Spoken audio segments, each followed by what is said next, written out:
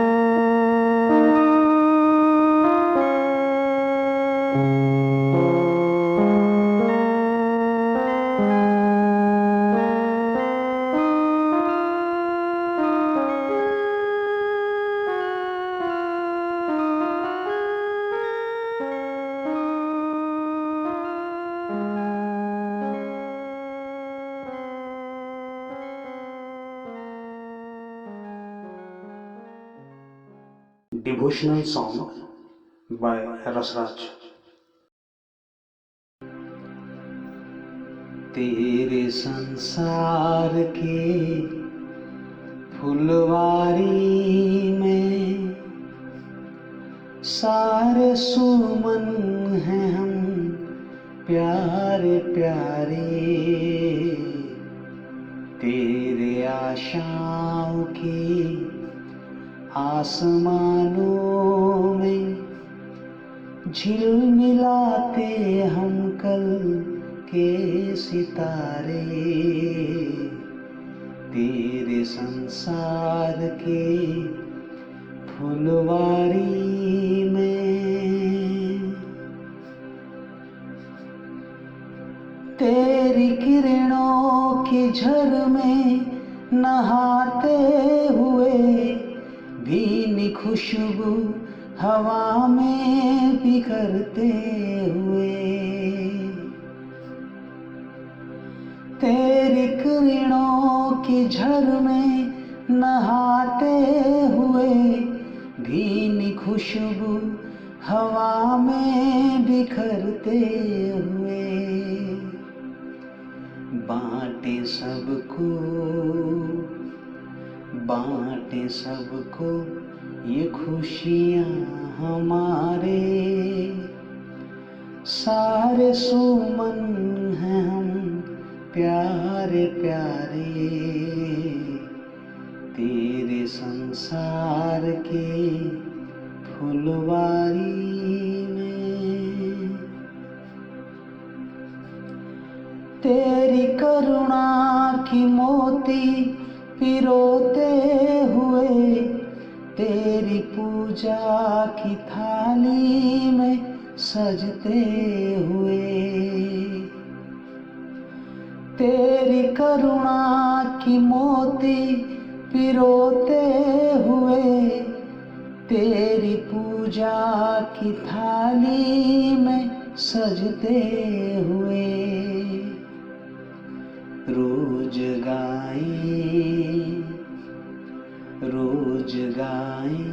हम गीत तुम्हारे, सारे सुमन हैं हम प्यारे प्यारे, तेरे संसार के फुलवारी में, सारे सुमन हैं हम प्यारे प्यारे, तेरे आशाओं के आसमानों में झिलमिलाते हम कल के सितारे, तेरे संसार के फुलवारी में। ভগবত সেবকর প্রার্থনা বাই মহামায়া চ্যাটার্জি। হে ভগবান, জয় হোক তোমার। তুমি তো সকল বাধা বিঘ্ন জয় করো। আমাদের মধ্যে কোনো কিছুই যেন তোমার ব্রতের অন্তরায় না হয়, কোনো কিছুই যেন তোমার আবির্ভাবকে পিছিয়ে না দেয়। তোমার ইচ্ছাই যেন পূর্ণ হয় প্রত্যেক জিনিসের প্রতি মুহূর্তে। তোমার সামনে দাঁড়িয়ে আমরা যাতে তোমার ইচ্ছা সম্পন্ন হয় আমাদের সত্তার প্রতি অঙ্গে প্রতি কর্মে, উচ্চতম চূড়া থেকে দেহের ক্ষুদ্রতম কোষ পর্যন্ত তোমার কাছে আমরা যেন চিরকাল সম্পূর্ণরূপে বিশ্বস্ত থাকতে পারি। অন্য সব কিছু প্রত্যাখ্যান করে নিঃশেষে তোমার প্রভাবের মধ্যেই থাকব। আমরা যেন কখনো গভীরভাবে নিবিড়ভাবে কৃতজ্ঞ হয়ে থাকতে ভুলে না যাই। প্রতিটি মুহূর্ত যেসব অপরূপ সম্পদ তুমি আমাদের দান করে চলেছ তার তিলার্থ আমরা যেন অপচয় না করি। আমাদের মধ্যে সব কিছু যেন তোমার কাজে সহযোগিতা করে, সব কিছু প্রস্তুত হয়ে ওঠে তোমার সিদ্ধির জন্যে। পরম সিদ্ধিকর্তা হে ভগবান, জয় হোক তোমার। তোমার বিজয়ে দাও আমাদের প্রজ্বলন্ত সক্রিয় অনন্যমুখী অবিকল্প বিশ্বাস। মা।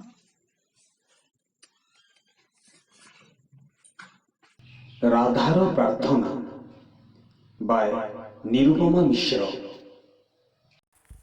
ପହିଲି ଦେଖାରେ ଜାଣିଲି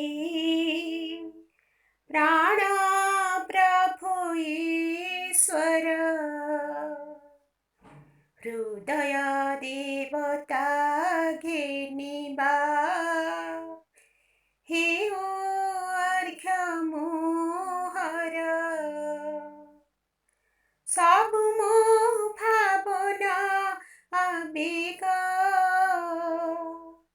ଅନୁଭୂତି ଅନ୍ତରେ, ଜୀବନର ଗତି ସକଳ ପ୍ରତି ଅନୁସାରେ, ପ୍ରତି ରକ୍ତ ବିନ୍ଦୁ ମୋହର ପ୍ରଭୁ ସିନା ତୁମରି। ଏକାନ୍ତେ ମୁଁ ସର୍ବମତେ ନିଶ୍ଚିନ୍ତେ ମୁଁ ତୁମରି। ମୋର ବୋଲି କିଛି ରଖିନି, ହେଉ ଇଚ୍ଛା ପୁରାଣ, ଯାହା ବାଛି ଦେବା ମୋ ପାଇଁ, ଜୀବନ ବା ମରଣ। ସୁଖ ଦୁଃଖ ଭୋଗ ବେଦନା ଯାହା ସୁମୋ ପାଶେ, ତୁମ୍ଭ ଦାନ ବୋଲି ଆଦରେ ବରି ନେବି ହରଷେ। ଗୋଟି ଗୋଟି ତୁମ୍ଭ ଦାନ ମୋ ଠାରେ ଦିବ୍ୟ ସମ୍ପଦ, ବୋହି ଆଣିବ ମୋ ସମୀପେ ଅପରୂପ ଆନନ୍ଦ। ଧ୍ୟାନ ଓ ପ୍ରାର୍ଥନା by ଲକ୍ଷ୍ମୀ ଦାସ। ପଣ୍ଡିଚେରୀ, ଏପ୍ରିଲ 17, 1914। ଧ୍ୟାନ ଓ ପ୍ରାର୍ଥନା। ହେ ସର୍ବଶକ୍ତିମାନ ଅଧୀଶ୍ୱର, ଏକମାତ୍ର ସଦ୍ବସ୍ତୁ, ଏହା ହିଁ କର ଯେପରି ମୋ ହୃଦୟ ମଧ୍ୟରେ କୌଣସି ଭୁଲ, କୌଣସି ଆବରଣ, କୌଣସି ମାରାତ୍ମକ ଅଜ୍ଞାନତା ଲୁଚି ପ୍ରବେଶ ନ କରେ। କର୍ମ ମଧ୍ୟରେ ବ୍ୟକ୍ତିତ୍ୱ ହିଁ ହେଲା ତୋର ଇଚ୍ଛା ଓ ତୋ ଶକ୍ତିରାଜିର ଅପରିହାର୍ଯ୍ୟ ଓ ଅବସମ୍ଭାବୀ ମାଧ୍ୟମ। ବ୍ୟକ୍ତିତ୍ୱ ଯେତେ ସମର୍ଥ, ଯେତେ ବହୁମୁଖୀ, ଯେତେ ଶକ୍ତିମାନ, ଯେତେ ବେଷ୍ଟିତ୍ୱମୟ ଓ ଯେତେ ସଚେତନ ହେବ, ଯନ୍ତ୍ରର ସେବା ସେତେ ସତେଜ ଓ ସଫଳ ହୋଇ ଉଠିବ। କିନ୍ତୁ ବ୍ୟକ୍ତିତ୍ୱର ଧର୍ମ ହିଁ ବ୍ୟକ୍ତିତ୍ୱକୁ ଗୋଟାଏ ଭୟଙ୍କର ଭ୍ରମ ଆଡ଼କୁ ଟାଣି ନେଇଯାଏ ଯେ ତାହାର ଗୋଟାଏ ସ୍ୱତନ୍ତ୍ର ସତ୍ତା ଅଛି।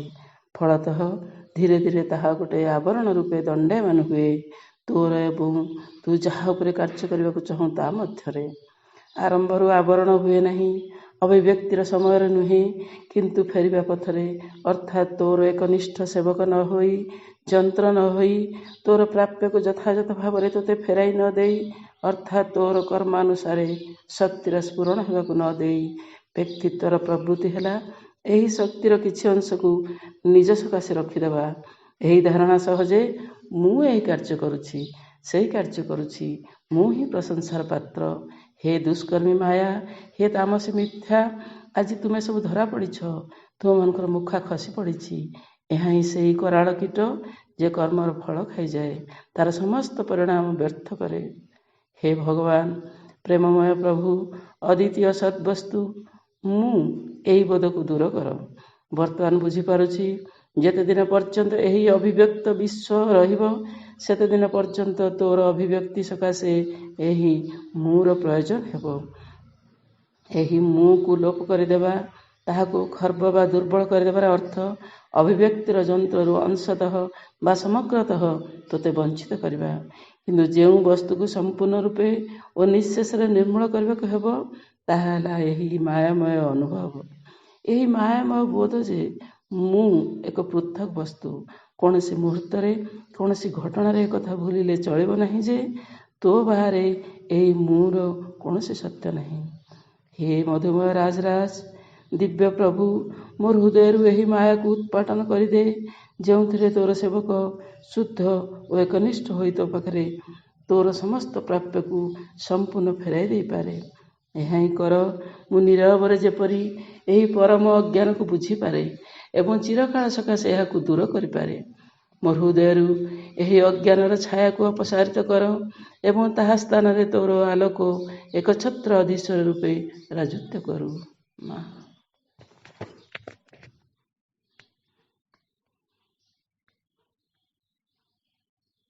Few lines from Savitri by Samir Chatterjee. Savitri সপ্তম পর্বের ষষ্ঠ সর্গ, নির্বাণ এবং একান্ত সর্বৈব নীতির আবিষ্কার। কিছু অংশ। চরম সর্বনাস্তির ছায়া, ক্ষমাহীন তমিশ্রা চলে গেল উদ্দের উর্মির মতো, রেখে গেল সেই নিদারুণ কণ্ঠ, মিলিয়ে গেল শেষে সাবিত্রীর শোভন পথে। আন্তর্জগতে সাবিত্রীর মরুভূমি হয়ে গেল যেন, ঊষর স্তব্ধতার গরুভার রেখে গেল হৃদয়ের পরে তার। আনন্দের রাজ্য তার নাই কোথা আর, শুধু রয়েছে তার অন্তরাত্মা শূন্য রঙ্গমঞ্চ পড়ে।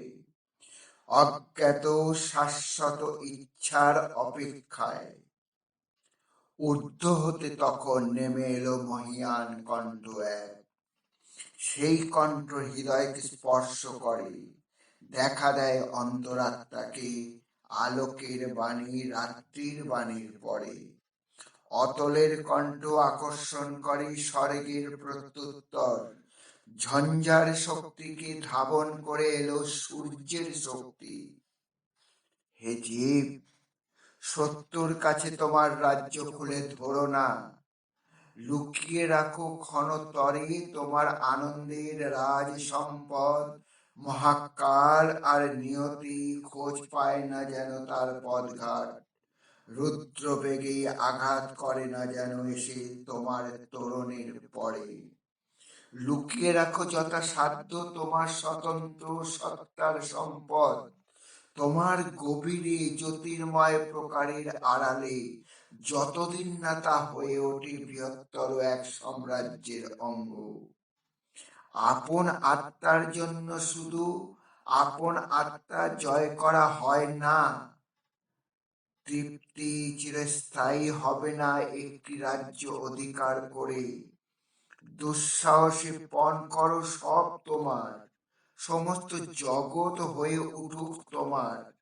বৃহত্তর রাজ্যের অভ্যন্তরে সবলে প্রবেশ করো, নাস্তি হয়ে যেতে ভীত হবে না সব যদি হতে চাও তুমি। স্বীকার করে নাও পরমের শূন্যতা, তবে তো তোমার সব পৌঁছবে গিয়ে তাদের পরম পদে। স্বীকার করে নাও ক্ষুদ্র হতে মানসী হতে এই পৃথিবীর পরে। ক্ষণতরে স্থগিত করে তোমার নবজাত দেবত্ব, যাতে মানুষ যেন লাভ করে তার পূর্ণতম সত্তা ভগবানের মধ্যে। তুমি যদি এসে থাকো শুধু তোমার আপনার তরে, অমর অন্তরাত আত্মারূপী মর্ত এই ধামে, তোমার জ্যোতির্ময় রাজ্য স্থাপন করতে ভগবানের তমিশ্রা গর্ভে নিশ্চেতন রাজ্যে একটি মাত্র উজ্জ্বল তারকা রূপে দুয়ার একটি যেন অজ্ঞানের অন্তরে মুক্ত আলোকের অভিমুখে। তবে আদৌ তুমি এখানে এসেছো কোন প্রয়োজনে? এই দ্বন্দ্ব ক্লিষ্ট ধরা তলে নেমে এসেছো তুমি অন্ধ ব্যতীত মর্ত জীবের সহায় হতে। আলোকের দিকে খুলে ধরতে যে চোখে দৃষ্টি ছিল না, নামিয়ে আনতে পরমানন্দ শোকার্তের হৃদয়ে, তোমার জীবনকে গড়ে তুলতে সেতু রূপে পৃথিবী এবং স্বর্গের মাঝে। তুমি যদি চাও শ্রমক্লিন্ন বিশ্বের উদ্ধার, তবে এই যে বিপুল সর্বজনীন বেদনা অনুভব করো তারে আপনার রূপে। যে দুঃখ তুমি নিরাময় করবে তাকে সহ্য করতে হবে। দিনের আলো নিয়ে আসে যে অন্ধতম রাত্রিতে চলতে হবে তাকে। জগৎকে উদ্ধার করতে চায় যে জগতের বেদনার ভাগ নিতে হবে তাকে। শোক যদি না জানে সে, শোক হতে মুক্তি কি করে আনবে? মর্তকে ছাড়িয়ে বহু ঊর্ধ্বে চলে যায় সে যদি, তবে মর্তজন সেই অত্যুচ্চ পথে পৌঁছবে কি করে? তারা দেখে যদি তাদেরই একজন অতিক্রম করে গিয়েছে স্বর্গের শিখরে, তবে মানুষের আশা হবে বিষম উত্তরণের শিক্ষা লাভ করতে। ভগবান পৃথিবীতে জন্মগ্রহণ করবে, মানুষ হয়ে দেখা দেবে, তবে তো মানুষ মানুষ হয়েও ক্রমে হয়ে উঠবে স্বয়ং ভগবান।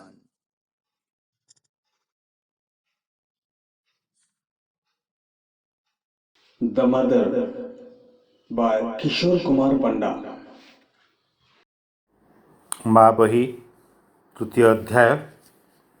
ଯଦି ଜୀବନ ପଥରେ ସକଳ ଭୟ, ସଙ୍କଟ ଏବଂ ସର୍ବନାଶ ବିରୁଦ୍ଧରେ କବଚାବୃତ ହୋଇ ଚାଲିବାକୁ ଚାହଁ, ତେବେ କେବଳ ଦୁଇଟି ଜିନିଷ ପ୍ରୟୋଜନ। ସେ ଦୁଇଟି ସର୍ବଦା ଏକ ସଙ୍ଗେ ରହେ। ପ୍ରଥମଟି ହେଲା ମା ଭଗବତୀଙ୍କ କରୁଣା, ଆଉ ଦ୍ୱିତୀୟଟି ହେଲା ତୁମ ଆଡ଼ୁ ଶ୍ରଦ୍ଧା, ନିଷ୍ଠା, ସମର୍ପଣରେ ଗଠିତ ତୁମର ଅନ୍ତଃକରଣ। ତୁମର ଶ୍ରଦ୍ଧା ହେବା ଉଚିତ ଶୁଦ୍ଧ, ସରଳ ଏବଂ ପୂର୍ଣ୍ଣ। ମନ ଓ ପ୍ରାଣର ଅହମାତ୍ମକ ଶ୍ରଦ୍ଧା, ଯେଉଁ ଶ୍ରଦ୍ଧାକୁ ଉଚ୍ଚାଭିଳାଷ, ଗର୍ବ, ଆତ୍ମାଭିମାନ, ମନର ଦମ୍ଭ, ସ୍ୱେଚ୍ଛାଚାରିତା, ବ୍ୟକ୍ତିଗତ ଦାବି, ନିମ୍ନ ପ୍ରକୃତିର ସକଳ ତୁଚ୍ଛ ତୃପ୍ତିର କାମନା କଳୁଷିତ କରି ରଖିଛି, ସେ ଶ୍ରଦ୍ଧାର ଅନୁନ୍ନତ ଧୂମାଚ୍ଛନ୍ନ ଶିଖା ସ୍ୱର୍ଲୋକ ଦିଗରେ ଊର୍ଦ୍ଧ୍ୱକୁ ପ୍ରଜ୍ୱଳିତ ହୋଇ ଉଠେ ନାହିଁ। ମନେ ରଖ, ଭାଗବତ କର୍ମ ଓ ଭାଗବତ ଅଭିବ୍ୟକ୍ତିରେ ସାହାଯ୍ୟ ନିମିତ୍ତ ତୁମକୁ ତୁମର ଜୀବନ ଦିଆହୋଇଛି। ଆଉ କିଛି ଆକାଂକ୍ଷା କର ନାହିଁ। କେବଳ ଦିବ୍ୟ ଚେତନାର ବିଶୁଦ୍ଧି, ଶକ୍ତି, ଜ୍ୟୋତି, ପ୍ରସାରତା, ପ୍ରଶାନ୍ତି, ଆନନ୍ଦ ସକାଶେ ଆକାଂକ୍ଷା କର, ଯେପରିକି ସେହି ଚେତନା ତୁମ ମନ, ପ୍ରାଣ, ଦେହକୁ ରୂପାନ୍ତରିତ ଓ ସର୍ବାଙ୍ଗ ସୁନ୍ଦର କରି ଗଢ଼ିବା ନିମିତ୍ତ ସତତ ସଚେଷ୍ଟ ହୋଇ ଉଠିବ। ଆଉ କିଛି ଚାହଁ ନାହିଁ। କେବଳ ପୃଥିବୀ ଉପରେ ତୁମ ମଧ୍ୟରେ ଯେଉଁମାନେ ଅଧିକାର ପାଇଛନ୍ତି, ଯେଉଁମାନଙ୍କୁ ଗ୍ରହଣ କରାହୋଇଛି, ସେମାନଙ୍କ ମଧ୍ୟରେ ଭାଗବତ ଆଧ୍ୟାତ୍ମିକ ଅତିମାନସ ସତ୍ୟ ଓ ତାହାର ବାସ୍ତବ ସିଦ୍ଧିକୁ ଚାହଁ, ଏବଂ ଚାହଁ ସେହି ଅବସ୍ଥା ଓ ବ୍ୟବସ୍ଥା ଯାହାର ଆନୁକୂଲ୍ୟରେ ହେବ ଏହି ସତ୍ୟର ସୃଷ୍ଟି ଏବଂ ସକଳ ବିରୋଧୀ ଶକ୍ତି ଉପରେ ପୂର୍ଣ୍ଣ ବିଜୟ। ମା। An introductory talk by Khitish Chandra Udgata. Namami श्रीमातृमीरारविन्दे। Shri Arvind Shri तनुंकर सेवा कार्य तथा ଏହି ଅନୁଷ୍ଠାନର ପରିମଳ ବ୍ୟବସ୍ଥାରେ କାର୍ଯ୍ୟରତ ଆମ ଆଦରର ସମସ୍ତ କର୍ମଯୋଗୀ ଭାଇ ଭଉଣୀ, ମୋର ଶ୍ରଦ୍ଧା ଓ ସମ୍ମାନର ଶ୍ରୀମତୀ ସୁବିଦ୍ୟା ଦେବୀ ଓ ଶ୍ରୀ ରାଜକୃଷ୍ଣ ମହାନ୍ତି, ଏହି ପାଠଚକ କେନ୍ଦ୍ରର ବିଭିନ୍ନ ଆନୁଷ୍ଠାନିକ କାର୍ଯ୍ୟକୁ ସମର୍ପଣର ଭାବ ଓ ଆନ୍ତରିକତା ସହିତ ସୁଚାରୁ ରୂପେ ପରିଚାଳନା କରୁଥିବା ଶ୍ରଦ୍ଧେୟ ସମୀର ଚାଟର୍ଜୀ ଭାଇ, ବାବୁଲି ଭାଇ, अर्जुन भाई, सहदेव भाई, रसराज भाई, चित्तवान भाई और आलोक भाई। महिला पाठचक्र लक्ष्मी अपा, महामाया अपा आमर आज उत्सवर विशेष आलोचना करने सम्मति देथिबा डब्ली भाई, आम विद्यालयर समस्त शिक्षक और शिक्षयित्री, भवेश भाई, आजिर ए अभिनव डिजिटल श्री तनु स्मारकी उत्सव रे ओडिशार विभिन्न प्रांतरे रही अंशग्रहण करुवा समस्त मातृप्रेमी भाई और भौणी, वीरमित्रपुर सहर रे श्री अरविंदଙ୍କ श्रीतनु स्थापनार 36तम वार्षिक उत्सव रे आपण मानंकु एई पवित्र दिव्य कर्म रे अंशग्रहण करिवा पई स्वागत ज्ञापन करुछि। अपा भाई माने आपण माने अधिकांश जानिथिबे जे वीरमित्रपुर रे कार्यरत सहदेव भाई जे कि अत्यंत निष्ठापर आंतरिकता तथा उत्साह सहित निरंतर मातृकार्यरत अंकर जन्मदिन और श्री अरविंदंकर श्री तनु स्थापन दिवस गोटे दिन 17 एप्रिल। यही अवकाश रे तांकरी मानसिक शारीरिक स्वास्थ्यर सुरक्षा पई मांकर कृपा भिक्षा करुछि। समस्त अपा और भाईंकर तरफरु सहदेव भाई को शुभेच्छा ज्ञापन करुछि। आज पवित्र तथा स्मरणीय दिवसटी को आमे काहेकि पालन करिवा भाई भणी माने यही दिवस आमको एक आनुष्ठानिक सुजोग प्रदान करिथाए। आमर आध्यात्मिक यात्रार अनुशीलन आत्मचिंतन करिया पई बाध्य करिथाए। गोटे वर्ष भितरे आमे कौन कले आसंता वर्ष पे कौन करिवा। 2019 वर्ष तमाम आम अनुष्ठान भौतिक विकास सहित आध्यात्मिक कार्यक्रम रे अंशग्रहण करी स्वर्ण जयंती पालन, विद्यालयर शैक्षिक कार्य सहित छात्र छात्री मानक मध्यरे मनस्तात्विक और आध्यात्मिक विकास में अनेक चेष्टा और प्रार्थना, घोरई पाठचक्र माध्यम रे श्री माँ श्री अरविंदं को अधिक रु अधिक जानिबा पई चेष्टा करथिले। सेति मांकर कृपा सब बेले झरु थाउ और आपण मानक जोग जीवन पूर्णरु पूर्णतर करंतु।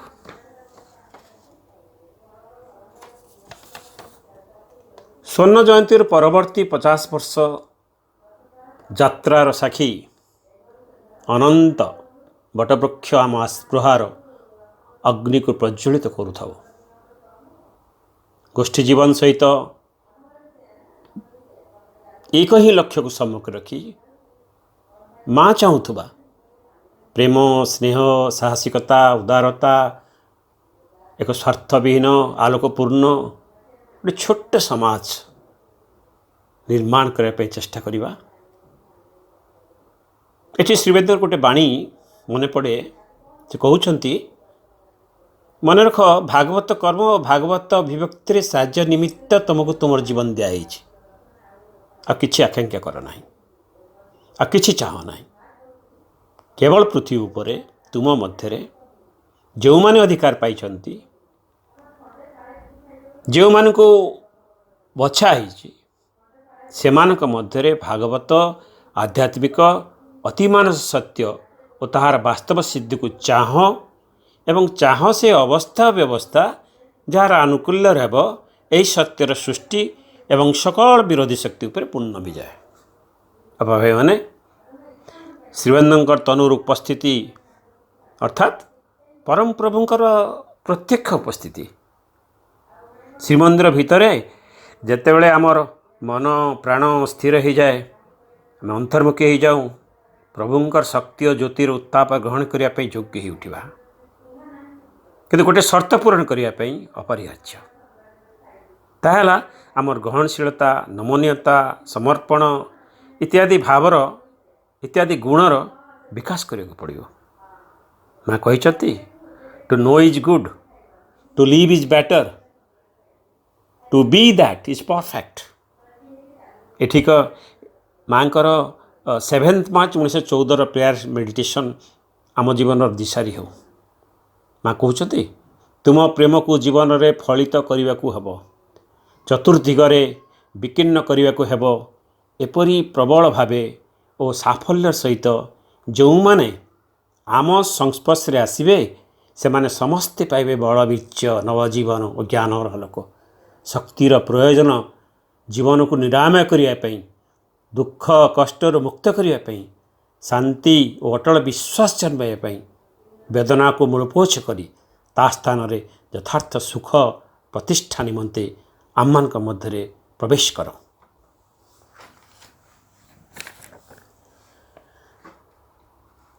अभावी माने सांप्रतिक कोविड-19 एक विश्व समस्या दे समग्र मानव समाज एक भयंकर दुस्थिति गति करुच्ची निस्संदेह लक्षाधिक अमूल्य जीवन अपरिमित धन संपत्ति क्षति हो सारा आहरी हम किंतु यह निश्चित जे यार अंत घटिब एवं एक नुआ सकाळ आसिब आश्चर्य कथा जे मानव जीवन विपन्न अवस्था थिबा बेले नदी नाल समुद्र आकाश वायु सर्वोपरि प्रकृतिर एक नवकलेवर मात्र केतोटी दिन में संभवपर हो पारि सावित्री महाकाव्य से पंक्ति मन पड़े all nature dumbly calls to her alone to heal with her feet the aching throb of life and break the seals on dim soul of man and kindle are fire in the closed heart of things मानव समाज रे पारिवारिक जीवन जो असंतुलन रही तार रूपांतर तथा व्यक्ति मानस रे घृणा परिवर्ते प्रेम स्वार्थपरता परिवर्ते उदारता भय परिवर्ते साहस मानविकतार विकास और कर्म मूल्यबोधर परिवर्तन आज आम देखिपुँ किपरि आम मानकर पशु पक्षी जीव जंतु निराश्रय मानक प्रति स्नेह संप्रीति प्रबल प्रवर्तन होउछि एक शुभ संकेत स्वास्थ्यकर्मी पुलिस कर्मचारी जोगाणकर्मी और अनेक भाई और भौणी माने निज जीवन को विपन्न कर मानविकतार परिचय प्रदान कर अनुभव करुच्ची सत्य निजको आहरी प्रतिष्ठा करने चेष्टा करुच्ची निश्चित भाव में यह एक समस्या जटिल असुविधा एपरी अवस्था सम्मुखीन है बेले आमको साहस बांधे पड़ो दिव्य प्रभुंकर योजनार यह एक अपरिहार्य पदक्षेप if the lord wills for you hardship do not protest take it as a blessings and indeed it will become so जदि तुमको एक कठिन परिस्थिति सम्मुखीन करने को ही भगवान अभिप्राय अच्छे तेबे तुम्हें ताको आशीर्वाद रूपे ग्रहण करिवो एवं ताहा वस्तुतः एक आशीर्वाद रे ही परिणत हो the night is darkest before the dawn एक नुआ सकाळ को स्वागत करवा जणाइबा पई प्रस्तुत हवा आसंतु आमर श्रद्धा आंतरिकता और समर्पण को पूर्णतर करवा जदि माँ भगवती करुणा अभय आम संगे रही तेरे एपरी कौन अच्छे जहाँ आमको स्पर्श कर क्या आम भय करवा समस्त बाधा विपत्ति और संकट पार हवा ए जगत रे हो कि अन्य कौन सी जगत रे हो जिते शक्तिशाली शत्रु आमको स्पर्श करें अन्य पक्षरे यह संकट सुजोग रे परिणत हो supreme lord eternal truth let us obey thee alone and live according to truth supreme lord eternal truth let us obey thee alone and live according to truth Vande Mataram On our relics center, by Rajakrishna Mahanti. Shri Aurobindo ଶରଣଙ୍ଗ ମମ ଶ୍ରୀମାତା ଶରଣଙ୍ଗ ମମ ବୀରମିତ୍ରପୁର ଶ୍ରୀ ଅରବିନ୍ଦ ପାଠଚକ୍ରରେ relics ପ୍ରତିଷ୍ଠା ଉତ୍ସବରେ ମୋର ଅନୁଭୂତି। ଓଡ଼ିଶା ପ୍ରତି ଦିବ୍ୟଜନନୀ ଶ୍ରୀ ମାଙ୍କର ବିଶେଷ କୃପା ଥିଲା। ସେ କହିଥିଲେ ଯେ ଶ୍ରୀ ଅରବିନ୍ଦଙ୍କ ଭାବଧାରା ପ୍ରଚାର ଓ ପ୍ରସାରରେ ଓଡ଼ିଶା ହେଉଛି ପ୍ରଥମ। ତାଙ୍କର ଅପାର କରୁଣାରୁ ଓଡ଼ିଶାରେ ବହୁ ସହସ୍ର ପାଠଚକ୍ର, ବହୁ ଶତ ପୂର୍ଣ୍ଣାଙ୍ଗ ଶିକ୍ଷା କେନ୍ଦ୍ର ଓ ପ୍ରାୟ 50ରୁ ଉର୍ଦ୍ଧ୍ୱ ସ୍ଥାନରେ ଶ୍ରୀ ଅରବିନ୍ଦଙ୍କ ରେଲିକ୍ସ ପ୍ରତିଷ୍ଠା କରାଯାଇପାରିଛି। ମାଙ୍କର ଅପାର କରୁଣା ଦୃଷ୍ଟି 1984 ମସିହା ଏପ୍ରିଲ ମାସରେ ଓଡ଼ିଶାର ପଶ୍ଚିମାଞ୍ଚଳ ଉପରେ ପଡ଼ିଥିଲା, ଯାହାଫଳରେ ପଶ୍ଚିମ ଓଡ଼ିଶାର ବିସ୍ତୀର୍ଣ୍ଣ ଅଞ୍ଚଳରେ 6ଟି ସ୍ଥାନରେ ଶ୍ରୀ ଅରବିନ୍ଦଙ୍କ ଦେହାଂଶ ପ୍ରତିଷ୍ଠା ହେବା ସ୍ଥିରୀକୃତ ହୋଇଥିଲା। ବୀରମିତ୍ରପୁର ପରି ଏକ କ୍ଷୁଦ୍ର ଉପାନ୍ତ ସହରରେ ଶ୍ରୀ ଅରବିନ୍ଦ ପାଠକ ପ୍ରତି ଅଧ୍ୟାପକ ପ୍ରପତ୍ତିଙ୍କର ବିଶେଷ ଅନୁରାଗ ଥିବାରୁ ଏଠାର ବାତାବରଣ ଅତ୍ୟନ୍ତ ଅଶାନ୍ତ ଥିଲେ ମଧ୍ୟ ତାହା ଏହି କାର୍ଯ୍ୟକ୍ରମରେ ସ୍ଥାନ ପାଇଥିଲା। ପଣ୍ଡିଚେରୀ ଶ୍ରୀ ଅରବିନ୍ଦ ଆଶ୍ରମରୁ ପୂଜ୍ୟ ଚମ୍ପକଲାଲଜୀ 6ଟି ରେଲିକ୍ସ ପେଟିକା ବଂଶୀଧରଙ୍କ ଠାରୁ ଗ୍ରହଣ କରି ଅଧ୍ୟାପକ ପ୍ରପତ୍ତି, ଡାକ୍ତର ଅଶୋକ ଦାସ ଓ ଅନିମେଷ ସାମନ୍ତରାୟ ପ୍ରଭୃତିଙ୍କ ସହ ପ୍ଲେନ୍ ଯୋଗେ ଭୁବନେଶ୍ୱର ପହଞ୍ଚିବା ପରେ କଟକ ମାତୃଭବନରେ ଏହାକୁ ରଖାଯାଇଥିଲା। ରେଲିକ୍ସ ପ୍ରତିଷ୍ଠା ଉତ୍ସବ ବୀରମିତ୍ରପୁରରେ ଆରମ୍ଭ ହୋଇଥିଲା। ସେଥିପାଇଁ ବୀରମିତ୍ରପୁର ପାଠଚକ୍ର ଉତ୍ସବ ମୁଖର ଥିଲା। ରେଲିକ୍ସକୁ ଭବ୍ୟ ସମ୍ବର୍ଦ୍ଧନା ଜଣାଇବା ପାଇଁ ସୁନ୍ଦରଗଡ଼ର ଆରକ୍ଷୀ ଅଧୀକ୍ଷକ ଏକ ପ୍ଲାଟୁନ ପୋଲିସ ସହ ପାଠଚକ୍ର ଫାଟକ ସାମ୍ନାରେ ଉପସ୍ଥିତ ଥିଲେ। ସେ ଦିନଟି ଥିଲା ଏପ୍ରିଲ 17 ତାରିଖ। ମଧ୍ୟାହ୍ନରେ ପୂଜ୍ୟ ଚମ୍ପକଲାଲ ଓ ଅଧ୍ୟାପକ ପ୍ରପତ୍ତିଙ୍କ ଗହଣରେ ଓଡ଼ିଶାର ତତ୍କାଳୀନ ମନ୍ତ୍ରିମଣ୍ଡଳର ସଦସ୍ୟ ଶ୍ରୀଯୁକ୍ତ କିଶୋର ଚନ୍ଦ୍ର ପଟେଲ ସ୍ମାରକୀ ପେଟିକା ହସ୍ତରେ ଯେତେବେଳେ ପାଠଚକ୍ର ଫାଟକ ନିକଟରେ କାରରୁ ଓହ୍ଲାଇଲେ, ସେତେବେଳେ ପୋଲିସ ବାହିନୀଙ୍କ ଦ୍ୱାରା ଶ୍ରୀତନୁ ସ୍ମାରକୀକୁ ଗାର୍ଡ ଅଫ୍ ଅନର ପ୍ରଦାନ କରାଯାଇଥିଲା।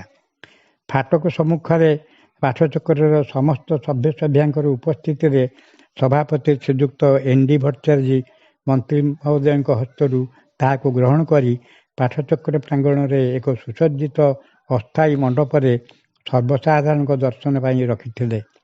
ଏହି ଉତ୍ସବରେ ଯୋଗ ଦେବା ପାଇଁ ରାଉରକେଲା ଯୋଗ ମନ୍ଦିରରୁ ଡକ୍ଟର ରମେଶ ପ୍ରସାଦ, ଇଞ୍ଜିନିୟର ବିବେକାନନ୍ଦ ମହାନ୍ତି ଓ ଅନ୍ୟ ସାଧକଗଣ ତଥା ରାଜଗାଙ୍ଗପୁର ଓ ଅନ୍ୟ ଅଞ୍ଚଳର ଶ୍ରୀ ଅରବିନ୍ଦଙ୍କ ଅନୁଗାମୀମାନେ ଯୋଗ ଦେଇଥିଲେ। କିଛି ସ୍ଥାନୀୟ ଜନଶାଳା ମଧ୍ୟ ଏହି ଉତ୍ସବରେ ଭାଗ ନେଇଥିଲେ। ଠିକ୍ ଅପରାହ୍ନ ସନ୍ଧ୍ୟା 5ଟା ସମୟରେ ପୂଜ୍ୟ ଚମ୍ପକଲାଲଜୀ ରେଲିକ୍ସ ପେଟିକା ହସ୍ତରେ ସ୍ମାରକୀ ମନ୍ଦିରରେ ପ୍ରବେଶ କଲେ। ସମସ୍ତଙ୍କ ଉପସ୍ଥିତିରେ ମାର୍ବଲରେ ନିର୍ମିତ ବେଦିକା ଅଭ୍ୟନ୍ତରରେ ଏହାକୁ ସ୍ଥାପନ କରିବା ପରେ ଏବେ ସେ ସ୍ଥାନରେ ସ୍ଲାବ୍ ସଂଯୁକ୍ତ କରାଯାଇ ବାଲି ସିମେଣ୍ଟ ଦ୍ୱାରା ନିବୁଜ କରାଯାଇଥିଲା। ସନ୍ଧ୍ୟାରେ ପାଠଚକ୍ର ପରିସରରେ ପୂର୍ବ ପ୍ରସ୍ତୁତ ସଭାମଞ୍ଚରେ ପଣ୍ଡିଚେରୀ ଆଗତ ଅତିଥିମାନଙ୍କ ଗହଣରେ ସଭାକାର୍ଯ୍ୟ ପୂଜ୍ୟ ଚମ୍ପକଲାଲଜୀଙ୍କ ଆଶୀର୍ବାଦରେ ଆରମ୍ଭ ହୋଇଥିଲା। 2-3 ଜଣ ବକ୍ତା ରେଲିକ୍ସ ସମ୍ବନ୍ଧରେ କହିଥିଲେ ମଧ୍ୟ ଅଧ୍ୟାପକ ପ୍ରପତ୍ତିଙ୍କର କ୍ଷୁଦ୍ର ଭାଷଣ ଅତ୍ୟନ୍ତ ତାତ୍ପର୍ଯ୍ୟପୂର୍ଣ୍ଣ ଥିଲା। ସେ କହିଥିଲେ ଯେ ଯେପରି ନିମ୍ବ ଗଛର ଚେର, ଠେଲି, ପତ୍ର, ଫୁଲ ଓ ଫଳ ପିତାଗୁଣ ଧାରଣ କରିଥାଏ, ସେହିଭଳି ଶ୍ରୀ ଅରବିନ୍ଦଙ୍କ ଶରୀରରୁ ଉଦ୍ଭୂତ ତୁଚ୍ଛ ପଦାର୍ଥମାନ ମଧ୍ୟ ଏହି ଅତିମାନସ ଶକ୍ତିକୁ ଧାରଣ କରି ରହିଛି। ତେଣୁ ଏଠାରେ ତାଙ୍କର ଦେହାଂଶ ପ୍ରତିଷ୍ଠା ଫଳରେ ସ୍ୱୟଂ ପ୍ରଭୁ ସ୍ୱଦେହରେ ଉପସ୍ଥିତ ଅଛନ୍ତି ବୋଲି ଆପଣମାନେ ବିଶ୍ୱାସ କରନ୍ତୁ। ତାଙ୍କ ଉପସ୍ଥିତି ବୀରମିତ୍ରପୁରରେ ଶାନ୍ତି ଫେରାଇ ଆଣିବ। ଏହାପରେ ଏକ ପ୍ରସାଦ ସେବନ କାର୍ଯ୍ୟକ୍ରମରେ ଚମ୍ପକଲାଲଜୀ ଓ ତାଙ୍କ ଭଉଣୀ ଶ୍ରୀମତୀ ବେନ୍, ଅନ୍ୟ ଅତିଥିବୃନ୍ଦ, ସମସ୍ତ ସଭ୍ୟସଭ୍ୟା ଓ କିଛି ସ୍ଥାନୀୟ ବ୍ୟକ୍ତି ଭାଗ ନେଇଥିଲେ। ରାତ୍ରିରେ ପଣ୍ଡିଚେରୀ ସାଧକମାନେ ପରବର୍ତ୍ତୀ ରେଲିକ୍ସ ସେଣ୍ଟର ରାଜଗାଙ୍ଗପୁର ଅଭିମୁଖେ ଯାତ୍ରା କରିଥିଲେ। 36 ବର୍ଷ ପରେ ମଧ୍ୟ ଏହି ଅନନ୍ୟ ଅନୁଭୂତି ମୋ ସ୍ମୃତିରେ ଏବେ ମଧ୍ୟ ଜୀବନ୍ତ ହୋଇ ରହିଛି। ଜୟ ମା Shri Arvind. A talk on Sacred Relics Shrine by Prasad Tripathi, Babuli भाई। आदरणीय भौणी मैंने एवं श्रद्धेय भाई मैंने वीरमित्रपुर शिवरबिंद पवित्र देहांश स्थापन आज 36तम पवित्र वार्षिकोत्सव एवं से अकेजन रे मु व्यक्तिगत भाव में उपस्थित हो पारुनी कारण आम समस्त जाचु एवं ओबियस रिजन समस्त गोटे भिन्न एक अभिज्ञता तबे मु विश्वास करनी मुझे ना बोली I am very much there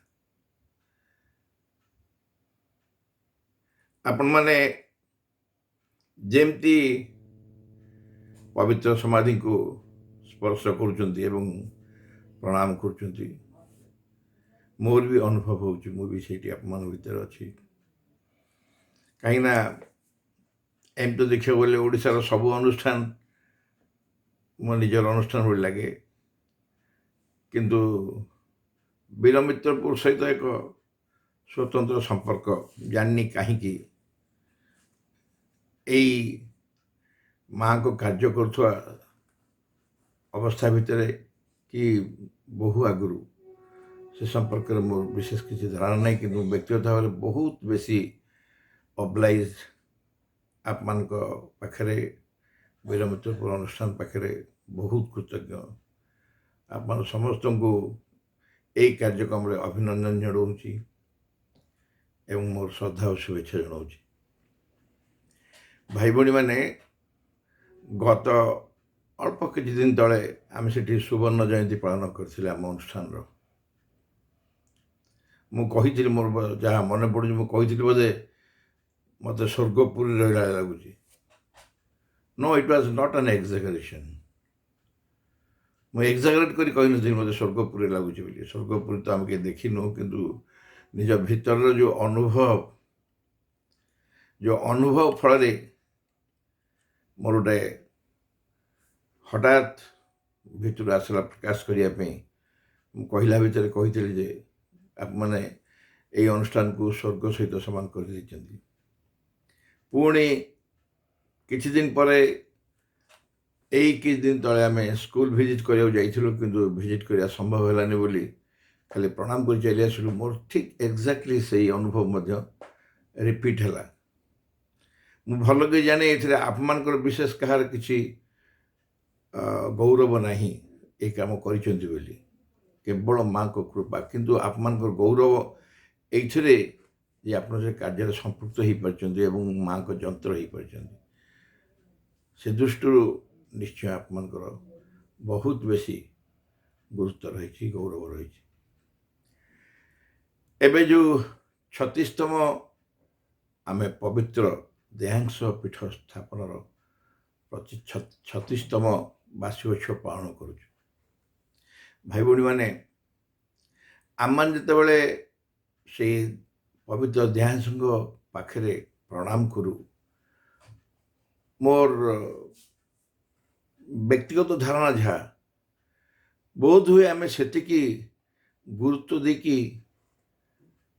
प्रणाम करूना आम केवल भगवान पाखे प्रणाम करुचु भगवान ये शयन कर प्रभु श्रीअरविंद ये शयन कर फिजिकली प्रेजेंट बोली कहुई ही इज फिजिकली प्रेजेंट एवं आम से प्रणाम करुचु किंतु यथेष्ट नुहे व्यक्तिगत भाव में मो कह एनफ इट्स नॉट एनफ यथेष्ट नुहे ये केवल से प्रणाम नेबा उद्देश्य आसी ना केबे हेले आम केवल प्रणाम करिया उद्देश्य केबे भी आनी न सेटा तो गोटे जीवन गौरव ए जीवन सबुठ महत्तम किसी जदि थाए ताकि स्पर्श कर सुजोग किंतु सेटा निश्चय यथेष्ट नुह यथेष्ट कौन बा आउ कौन आम एठू आशा करूँ ता हूँ आमे किपरि आमको तांकरी माध्यम ତାଙ୍କ ଉପସ୍ଥିତି ମାଧ୍ୟମରେ ପରିବର୍ତ୍ତନ କରିପାରିବୁ।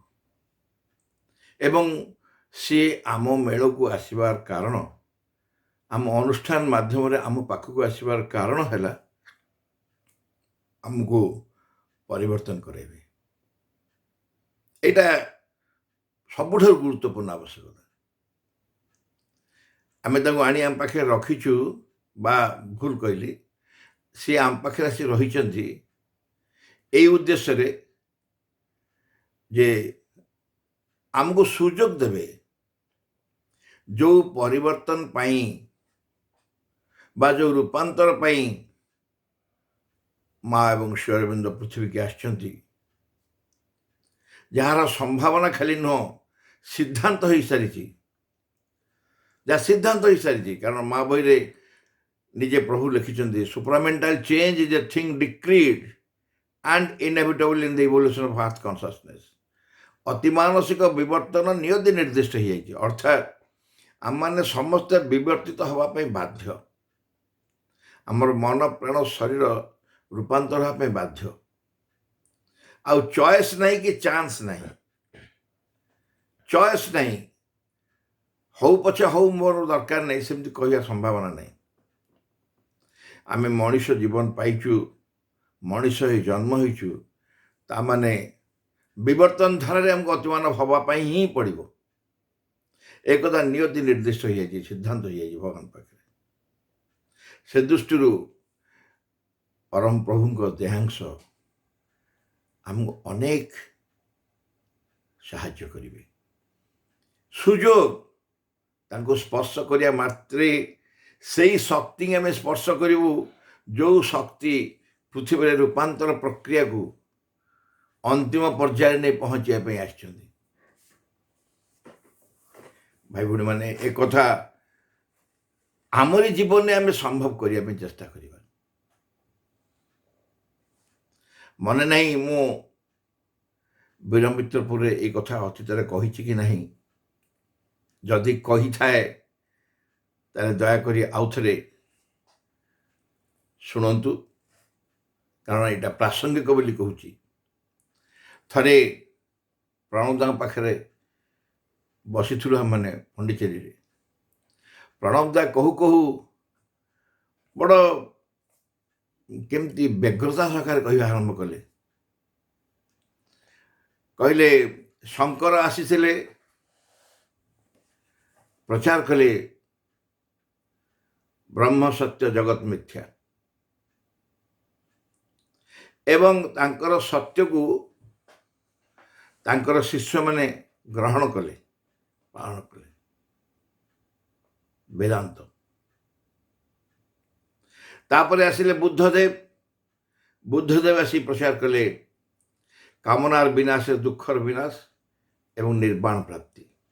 ଏ ନିର୍ବାଣର ସିଦ୍ଧାନ୍ତକୁ ତାଙ୍କର ଶିଷ୍ୟମାନେ ପାଳନ କଲେ।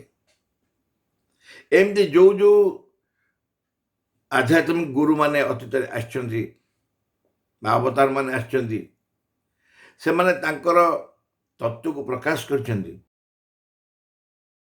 ତାଙ୍କର ଅନୁଗାମୀମାନେ ତାକୁ ନିଜ ଜୀବନରେ ଆଚରଣ କରିବାକୁ ଚେଷ୍ଟା କରିଛନ୍ତି।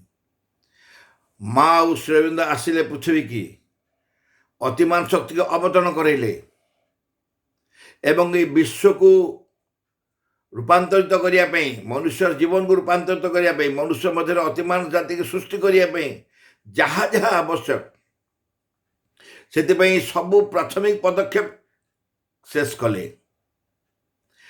କେବଳ ଛାଡ଼ିଦେଲେ ଆମକୁ ସେଇ ଧାରାରେ କାର୍ଯ୍ୟ କରିବା ପାଇଁ। ଆମମାନେ ଦେଖିଥିବୁ ଯେଉଁ ପବିତ୍ର ସମାଧି ପୀଠରେ ଆଜି ଆମେ ପ୍ରଣାମ କରୁଛୁ, ସେଥିରେ ଉଲ୍ଲେଖ ଅଛି, to thee who has achieved all for us. ଅର୍ଥାତ୍ ତୁମେ ଯିଏକି ଆମ ପାଇଁ ସବୁକିଛି କରିସାରିକି ଯାଇଛ, କିଛି ବାକି ରଖିନାହାନ୍ତି ଆମ ପାଇଁ। ଆମର ଉଦ୍ୟମ ହେଉଛି ତାକୁ ସାକାର କରିବା। ଆମ ନିଜ ଜୀବନ ଭିତରେ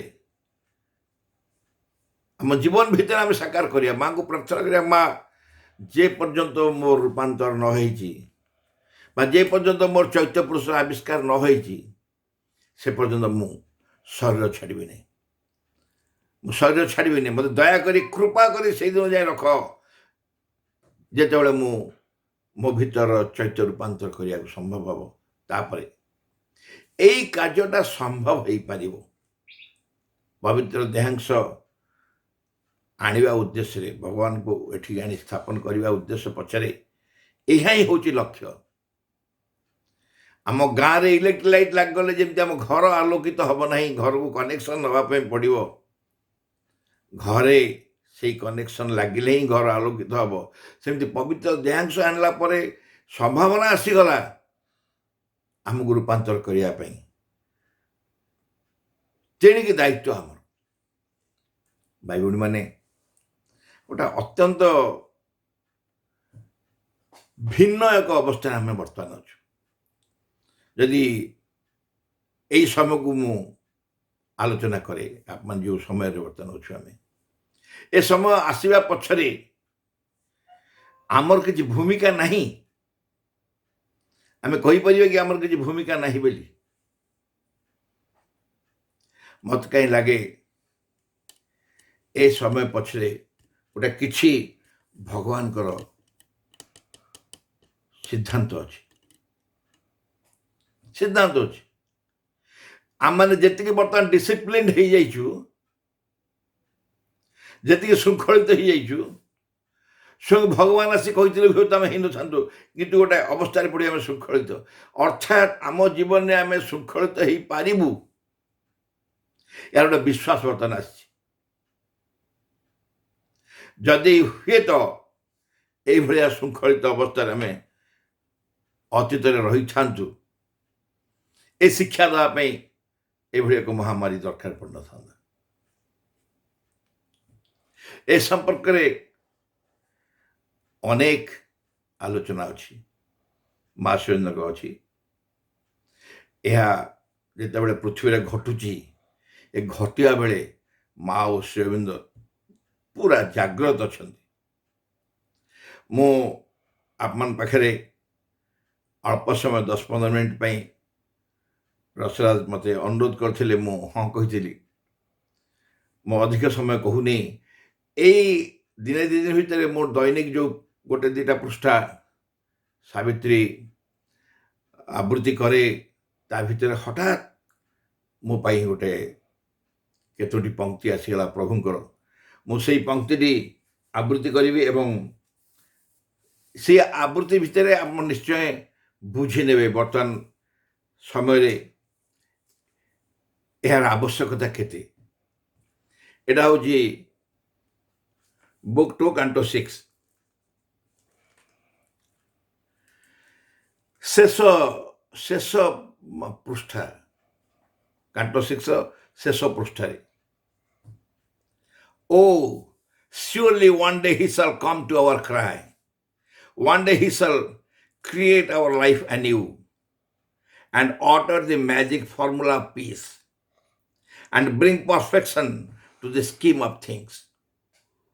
One day he shall descend to life and earth, leaving the secrecy of the eternal doors into a world that cries to him for help and bring the truth that sets the spirit free. The joy that is the baptism of the soul, the strength that is the outstretched arm of love. One day he shall lift his beauty's dreadful veil, impose delight on the world's beating heart, and bear his secret body of light and bliss. आरो ओडिया अनुवाद भी पढ़ी दौची। ओडिया अनुवाद करछन्ती हम राजू भाई, बिरमितपुर राजू भाई, चमत्कार ओडिया अनुवाद करछन्ती। आहा, दिने से निश्चय आसिबे आम स्वर शुणी, दिने से आम जीवन गढ़िबे नुआ करी, दिने से उच्चारिबे शांतिर जादुमय मंत्र, पूर्णतारे गढ़ी तोलिबे विश्वर बाह्य व्यवस्था। दिने से अवतरण करिवे जीवन भितर पृथ्वी उपरे, छाड़ी आसिबे सनातन द्वारर गोपन रहस्य। एही जगत भितर जे आकुल स्वरे चाहे तांकर साहाय्य नहीं आसिबे चेतनार ମୁକ୍ତିଦାତା ସତ୍ୟକୁ, ଅନ୍ତରାତ୍ମାର ଦୀକ୍ଷାଦାତା ଆନନ୍ଦକୁ ଏବଂ ପ୍ରେମର ପ୍ରସାରିତ ବାହୁ ସେହି ସାମର୍ଥ୍ୟକୁ। ଦିନେ ସେ ଅନାବୃତ କରିବେ ତାଙ୍କ ସୌନ୍ଦର୍ଯ୍ୟର ଏ ଭୀତିକର ଅବଗୁଣ୍ଠନ। ରଭସ ଖେଳାଇ ଦେବେ ପୃଥିବୀର ସ୍ପନ୍ଦିତ ବକ୍ଷ ଉପରେ। ମୁକ୍ତ କରି ଧରିବେ ତାଙ୍କ ଆଲୋକ ଓ ଆନନ୍ଦର ଗୁପ୍ତ ଦେହ। ଭାଇ ଭଉଣୀମାନେ, ସମୟ ଯେତେ ଜଟିଳ ହେଲେ ମଧ୍ୟ ଏହା ଚିରସ୍ଥାୟୀ ନୁହେଁ। କେବେ ବି ଏ ସମୟ ଏପରି ରହିବ ନାହିଁ। ଆମେ ଜାଣିଛୁ ପୃଥିବୀ ପରିବର୍ତ୍ତନ କରିବା ପାଇଁ, ରୂପାନ୍ତର କରିବା ପାଇଁ ମା ଶିବଙ୍କର ସିଦ୍ଧାନ୍ତ ଅନୁସାରେ ଅନେକ କିଛି ଘଟିବ। କିନ୍ତୁ ସେଥିପାଇଁ ଆମର ଦାୟିତ୍ୱ ହେଉଛି ମା ଶିବଙ୍କ ଉପରେ ସମ୍ପୂର୍ଣ୍ଣ ଭାବରେ ବିଶ୍ୱାସ ରଖିବା, ଧୈର୍ଯ୍ୟ ରଖିବା, ସାହସ ରଖିବା। ବରାବର କହୁଛନ୍ତି ଭୟ କର ନାହିଁ, ଏ ସମୟ ଆସିଛି ବୋଲି ଭୟ କର ନାହିଁ। ବୋଧ ଏହାର ଗୋଟେ ଆବଶ୍ୟକତା ଥିଲା ବୋଲି ମା ଶିବଙ୍କ ଏ ସମୟକୁ ଅନୁଭବ କରୁଛନ୍ତି ଏବଂ ଏ ସମୟର ନିଶ୍ଚୟ ଅନ୍ତ ହେବ ଏବଂ ଭଗବାନଙ୍କର ପୃଥିବୀ ଉପରେ ବିଜୟ ହେବାର କୌଣସି ସନ୍ଦେହ ନାହିଁ। ଯେତେ ଅଧିକ ଏକ ଅପ୍ଟିମିଷ୍ଟିକ୍ ମନୋଭାବ ରଖିବା, ମହାତ୍ମା କହିଲେ ଲେଟ୍ ଅସ୍ ବି ଭଲେଣ୍ଟାରୀ ଅପ୍ଟିମିଷ୍ଟ। ନିଶ୍ଚୟ ଆମର ବିଜୟ ହେବ, ନିଶ୍ଚୟ ବିଜୟ ହେବ। ଦେଖନ୍ତୁ ମା ଶିବଙ୍କ ବାଣୀକି କେମିତି ପ୍ରଧାନମନ୍ତ୍ରୀ ବି ସବୁବେଳେ କହୁଛନ୍ତି, we will win, definitely we will win, India will win। ଆମେ ସମସ୍ତେ ବିଜୟ ଲାଭ କରିବୁ। ଆଧ୍ୟାତ୍ମିକ ଜଗତରେ ଏହି ଘଟଣାର ଅତ୍ୟନ୍ତ ଗୁରୁତ୍ୱପୂର୍ଣ୍ଣ ଆଲୋଚନା ଅଛି, ନିଶ୍ଚୟ ଅଛି, ଏଥିରେ କୌଣସି ସନ୍ଦେହ ନାହିଁ। ଯାହା ହଉ ଆପଣମାନଙ୍କୁ ଏଇଭଳି ଏକ ପବିତ୍ର ଦିବସରେ ଭେଟି ପାରିଥିବାରୁ ନିଜେ କୃତଜ୍ଞ ଅନୁଭବ କରୁଛି। ଆପଣମାନଙ୍କୁ ସମସ୍ତଙ୍କୁ ମୋର ଅନେକ ଅନେକ ଶ୍ରଦ୍ଧା शुभेच्छा जनाऊँगी। नमस्कार। पछरे खबर पाइली अवश्य गोटे बहुत भल खबर जे आम अनुष्ठान जड़े अपा एवं जड़े भाई महामाया अपा एवं सहदेव भाई जो दुई जनकर आज पुण्य जन्मतिथि आम मैंने जानू जन्मदिवस हूँ वर्षर सबुठारु गुरुत्वपूर्ण दिन। माँ कहते अन्य दिन आम प्रार्थना कले आम प्रार्थना भगवान को निकट को जाए, किंतु जन्मदिन दिन स्वयं सुप्रीम आम निकट को ओझाई आसती आमर प्रार्थना रिसीव करने एवं कह जाए जन्मदिन व्यक्तिर जी ग्रहणशीलता थाए रिसेप्टिविटी से ग्रहणशीलता अन्य दिन न थाए। से माँ जन्मदिन को बहुत गुरुत्व देती। केते सौभाग्यर कथा महामाया एवं सहदेव भाई आप दुई जन तो निश्चय यहाँ मध्य थे। आप दुई जन को उद्देश्य कहूँ समस्त भी कहूँ जन्मदिन गुरुत्व संपर्क में माँ बहुत किसी कहती। माँ कहते ये दिन को तुम बहुत जत्नर सहित पालन कर अधिक नीरव अधिक कन्संट्रेट कर कथा कम हम जिते इनड्रन हम इनड्रन माने अंतर्चेतन बास करने चेष्टा कर जन्मदिन बहुत साहाय्य कर। महामाया आपा एवं सहदेव भाई आप उभय को मोर अंतर अनेक श्रद्धा शुभेच्छा एवं अभिनंदन जनाऊँगी। आम समस्त तरफ आम जिते जन ये अच्छु समस्त तरफ दिव्य जनन निकट में प्रार्थना करुच्ची आपण उभयंकर दीर्घ निरामय जीवन एवं समग्र जीवन मातृकर्म समर्पित। ता तो एबे आम सब देखुचु जानिचु ତଥାପି ତାହା ଯେମିତି ଆହୁରି ବହୁଗୁଣିତ ହୁଏ, ସମଗ୍ର ଜୀବନ ଆପଣଙ୍କର ମାତୃମୟ ହେଇଯାଉ। ଆମ ସମସ୍ତଙ୍କ ତରଫରୁ ମାଙ୍କ ନିକଟରେ ମୁଁ ପ୍ରାର୍ଥନା ଜଣାଉଛି, ଆପଣ ଉଭୟଙ୍କୁ ବନ୍ ଫେଥ୍ ବନ୍ ଫେଥ୍ ବନ୍ ଫେଥ୍। ଧନ୍ୟବାଦ ସମସ୍ତଙ୍କୁ।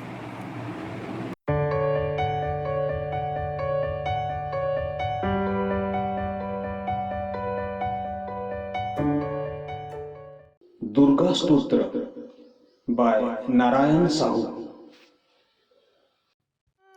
দুর্গা স্তোত্র। মাত দুর্গে সিংহবাহিনী সর্বশক্তিদায়িনী মাতঃ শিবপ্রিয়ে তোর শক্ত্যংশজাত আম্ভেମାନେ ଭାରତବର୍ଷର ଯୁବକଗଣ ତୋର ମନ୍ଦିରରେ ଆସିନ। ପ୍ରାର୍ଥନା କରୁଛୁ ଶୁଣ ମାତଃ, ଏହି ଭାରତବର୍ଷେ ଆବିର୍ଭୂତ ହୁଅ, ପ୍ରକାଶ ହୁଅ। ମାତ ଦୁର୍ଗେ ଯୁଗେ ଯୁଗେ ମାନବ ଶରୀରରେ ଅବତୀର୍ଣ୍ଣ ହୋଇ ଜନ୍ମେ ଜନ୍ମେ ତୋର ହିଁ କାର୍ଯ୍ୟ କରି ତୋର ଆନନ୍ଦ ଧାମରେ ଫେରିଯାଉ। ଏଥର ବି ଜନ୍ମ ହୋଇ ତୋହରି କାର୍ଯ୍ୟରେ ହିଁ ଆମ୍ଭେମାନେ ବ୍ରତୀ। ଶୁଣ ମାତଃ, ଏହି ଭାରତବର୍ଷେ ଆବିର୍ଭୂତ ହୁଅ, ସହାୟ ହୁଅ। ମାତ ଦୁର୍ଗେ ସିଂହବାହିନୀ ତ୍ରିଶୂଳଧାରିଣୀ ବର୍ମ ଆବୃତ ସୁନ୍ଦର ଶରୀରେ ମାତଃ ଜୟଦାୟିନୀ। ତୋ ପ୍ରତୀକ୍ଷାରେ ଭାରତ ରହିଅଛି, ତୋର ସେହି ମଙ୍ଗଳମୟୀ ମୂର୍ତ୍ତି ଦେଖିବାକୁ ଉତ୍ସୁକ। ଶୁଣ ମାତଃ, ଏହି ଭାରତବର୍ଷେ ଆବିର୍ଭୂତ ହୁଅ, ପ୍ରକାଶ ହୁଅ। ମାତ ଦୁର୍ଗେ ବଳଦାୟିନୀ ପ୍ରେମଦାୟିନୀ ଜ୍ଞାନଦାୟିନୀ ଶକ୍ତି ସ୍ୱରୂପିଣୀ ଭୀମେ ସୌମ୍ୟ ରୌଦ୍ର ରୂପିଣୀ। ଜୀବନ ସଂଗ୍ରାମେ ଭାରତ ସଂଗ୍ରାମେ ତୋର ପ୍ରେରିତ ଯୋଦ୍ଧା ଆମ୍ଭେମାନେ। ଦିଅ ମା ପ୍ରାଣେ ମନେ ଅସୁରର ଶକ୍ତି, ଅସୁରର ଉଦ୍ୟମ। ଦିଅ ମା ହୃଦୟରେ ବୁଦ୍ଧିରେ ଦେବଚରିତ୍ର ଦେବଜ୍ଞାନ। ମାତ ଦୁର୍ଗେ ଜଗତଶ୍ରେଷ୍ଠ ଭାରତ ଜାତି ନିବିଡ଼ ତିମିରରେ ଆଚ୍ଛନ୍ନ ଥିଲା। ତୁହି ମାତଃ ଗଗନ ପ୍ରାନ୍ତରେ ଅଳ୍ପ ଅଳ୍ପ ଉଦୟ ହେଉଛୁ। ତୋର ସ୍ୱର୍ଗୀୟ ଶରୀରର ତିମିର ବିନାଶିନୀ ଆଭାରେ ଉଷାର ପ୍ରକାଶ ହେଲା। ଆଲୋକ ବିସ୍ତାର କର ମାତଃ, ତିମିର ବିନାଶ କର। ମାତ ଦୁର୍ଗେ ଶ୍ୟାମଳା ସର୍ବ ସୌନ୍ଦର୍ଯ୍ୟ ଅଳଙ୍କୃତା, ଜ୍ଞାନ ପ୍ରେମ ଶକ୍ତିର ଆଧାର ଭାରତ ଭୂମି ତୋର ବିଭୂତି ଆଜି ପର୍ଯ୍ୟନ୍ତ ଶକ୍ତି ସଂହରଣରେ ଆତ୍ମଗୋପନ କରିଥିଲା। আগত ସେହି ଯୁଗ আগত ସେହି ଦିନ ଯେତେବେଳେ ସମଗ୍ର ବିଶ୍ୱର ଭାର ସ୍କନ୍ଦରେ ବହନ କରି ଭାରତ ଜନନୀ ଉଠୁଅଛି। ଆସ ମାତ, ପ୍ରକାଶ ହୁଅ। ମାତ ଦୁର୍ଗେ ତୋର ସନ୍ତାନ ଆମ୍ଭେମାନେ ତୋ ପ୍ରସାଦରେ ତୋ ପ୍ରଭାବରେ ମହତ୍ କାର୍ଯ୍ୟ ମହତ୍ ଭାବର ଉପଯୁକ୍ତ ହେଉ। ହେ ମାତଃ, ବିନାଶ କର କ୍ଷୁଦ୍ରତା, ବିନାଶ କର ସ୍ୱାର୍ଥ, ବିନାଶ କର ଭୟ।